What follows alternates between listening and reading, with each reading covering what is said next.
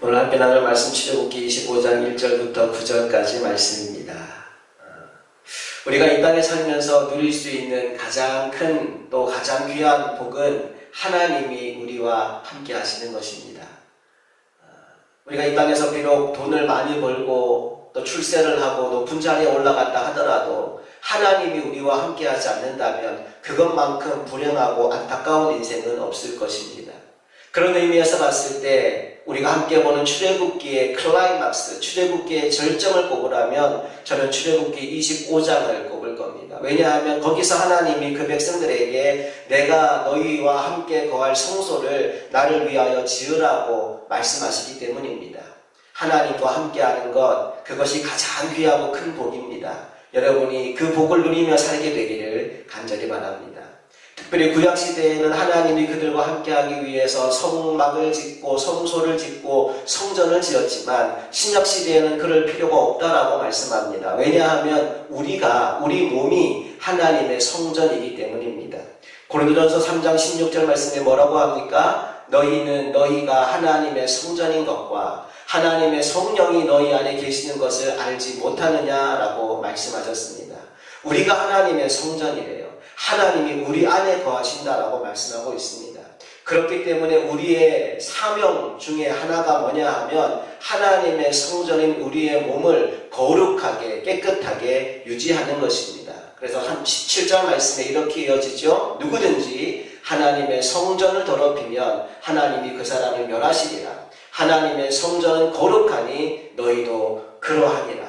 저와 여러분이 하나님이 거하실 수 있는 성전으로 거룩한 삶을 살아가는 인생들이 되기를 간절히 바랍니다.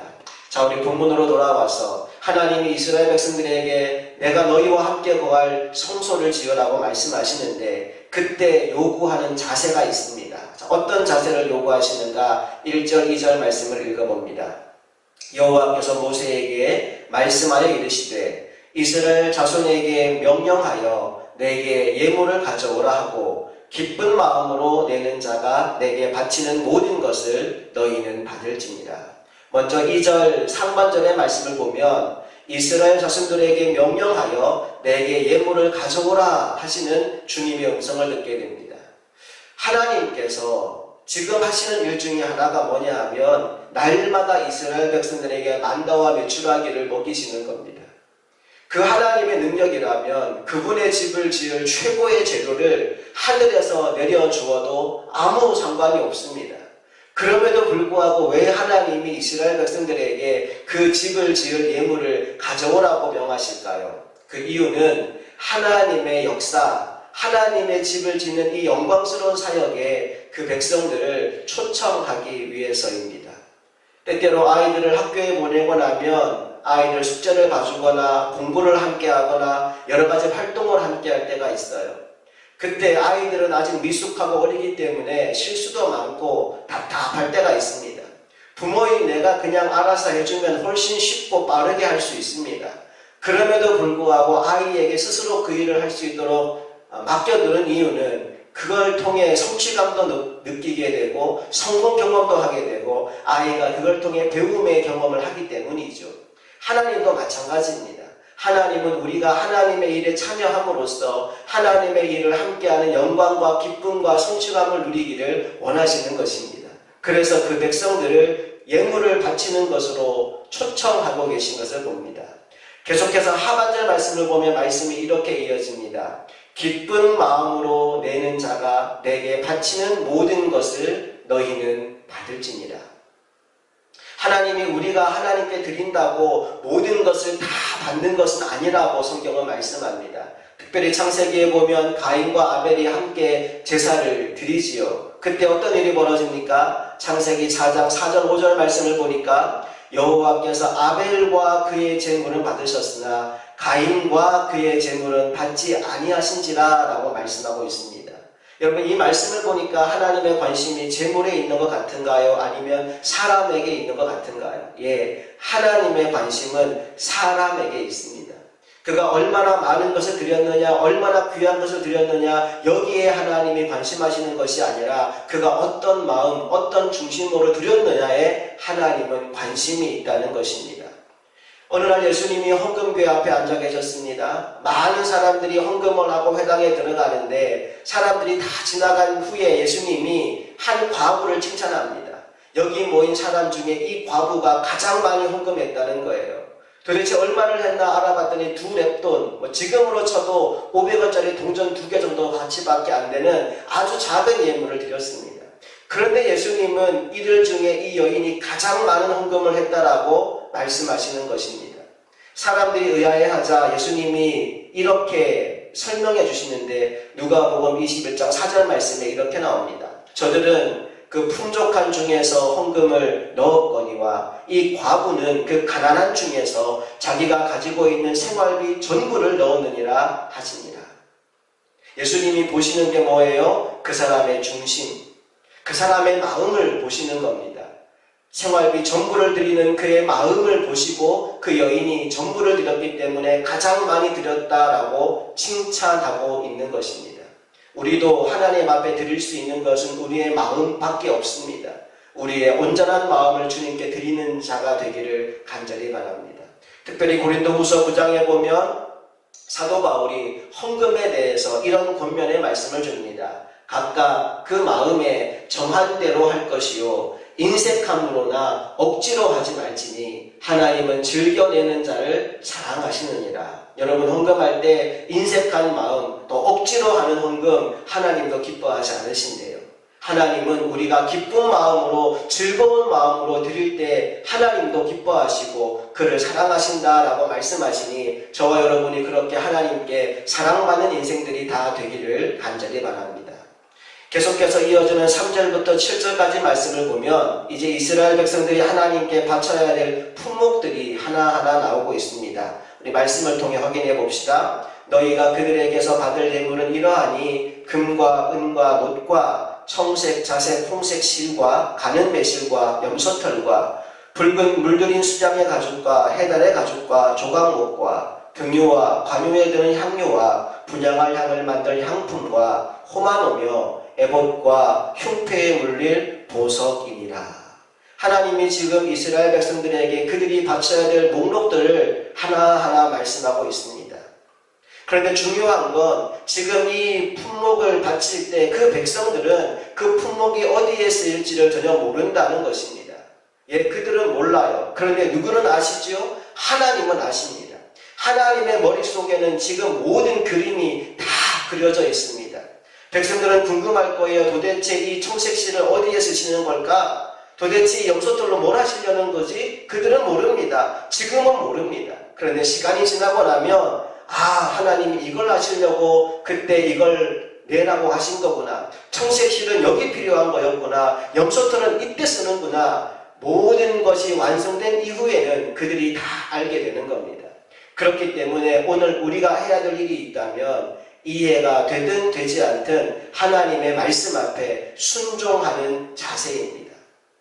전에 내려오는 이야기 중에 이런 이야기가 있습니다. 어떤 주인이 다음날 하인 3명에게 자유를 주기로 하고 이제 그날 밤에 마지막 일을 하나 시키는 겁니다. 하인들에게 무슨 일을 맡기는고 하니 너희가 새끼줄을 꼬라고 말합니다. 새끼줄을 꼬는데 가늘고 길게 아주 가늘고 길게 새끼줄을 꼬는 것이 마지막 그들의 미션입니다. 그 명령을 받고 나서 첫 번째 하인은 이런 생각을 합니다. 세상에 이렇게 나쁘고 못된 주인이 다 있나? 내일이면 자유를 준다고 해놓고 이 마지막 날까지 이 고생을 시키고 일을 시키냐? 에라 모르겠다. 난 잔다. 그리고는 손을 털고 잠을 자버렸어요. 둘째 하인도 마찬가지 심정입니다. 진짜 주인 나빠. 아이는 내가 이 주인 골탕 먹여야지 생각하고 새끼줄을 꼬는데 팔뚝만큼 굵은 새끼줄을 꼬는 겁니다. 마지막 3번째 하인만 주인의 마지막 명령, 내가 끝까지 충성해야지, 끝까지 잘 순종해야지라는 마음으로 정말 가늘고 길게 새끼줄을 꼬게 됩니다. 그리고 다음 날이 되었어요. 아침 일찍 주인이 꾸러미 하나를 들고 나타납니다. 그리고 하인들에게 이렇게 말합니다. 자, 이제 너희들에게 자유를 주겠다. 그런데 너희들 가는 길에 내가 그냥 보낼 수 없어서 노잣돈을 준비해 왔다 라고 하고는 보자기를 펼치는데 거기 엽전이 가득한 겁니다. 주인이 말합니다. 어젯밤에 너희들이 구워놓은 새끼줄에다가 끼울 수 있는 만큼 이 엽전을 끼워서 가져가라 라고 말씀하시는 겁니다. 첫째, 둘째 아이는 끼울 것이 있어요, 없어요? 전혀 없지요. 두 사람은 모두 빈털터리로 떠나가게 됩니다. 마지막 세 번째 아이만 자신이 밤새 꼬아놓은 가늘고 긴 새끼줄에 엽전을 가득히 담아서 자기 고향으로 돌아가게 되었다라는 겁니다. 이해가 되든 되지 않든 순종하는 자가 누리는 복입니다. 여러분, 성경을 보면 하나님의 명령이 때로는 참 의아할 때가 있습니다. 이스라엘 백성 요단강을 만났을 때 하나님 뭐라고 말씀하시나요? 물속으로 들어가라고 말씀합니다. 이해가 안 되지만 물속으로 들어갔더니 어떤 일이 벌어집니까? 요단강이 갈라집니다. 여리고성 앞에서 절대 하나님이 또 이렇게 말씀하십니다. 날마다 성을 돌아라. 이해는 안 되지만 날마다 성을 돌았더니 여리고성이 무너지는 기적을 경험합니다. 가나 혼인잔치는 어땠습니까? 포도주가 떨어졌어요. 예수님이 말씀하십니다. 물을 떠서 갖다 주어라. 이해가 안 되지만 물을 떠서 갖다 주었더니 물이 포도주로 바뀌고 파산날 잔치가 기쁨의 잔치로 회복되는 놀라운 역사가 일어나게 됩니다. 베세다 광야에서는 어땠습니까? 5,000명이 넘는 사람들이 굶주려 있는데 예수님 말씀하십니다. 오병이어 보리떡 5개와 물고기 2마리를 가져가서 나누어 주어라. 이해는 안 되지만 제자들이 그걸 두고 나누어 주었더니 5,000명이 넘는 무리가 배불리 먹고 12광주리가 남는 기적이 일어났다는 것입니다. 이해가 되든 되지 않든 하나님의 말씀에 순종할 때 우리는 이러한 기적을 경험할 수 있는 것입니다. 나는 우리의 남은 인생이 이렇게 순종하는 사람이 되어서 날마다 기적을 경험하는 인생이 될 수 있기를 간절히 바랍니다. 우리 계속해서 8절과 9절 말씀을 함께 읽어봅니다. 내가 그들 중에 거할 성소를 그들이 나를 위하여 짓되 무릇 내가 내게 보이는 모양대로 장막을 짓고 기구들도 그 모양을 따라 지을지니라. 이 말씀을 통해 우리가 알 수 있는 것이 무엇입니까? 하나님은 모세에게 하늘 성전을 보여주셨다는 것입니다. 그리고 그곳에서 드려지는 영원한 제사를 미리 경험하게 하셨습니다. 이것을 맛본 모세가 해야 될 일이 뭘까요? 그가 본 그대로 이 땅 위에 하나님의 성전을 세워 나가는 것입니다.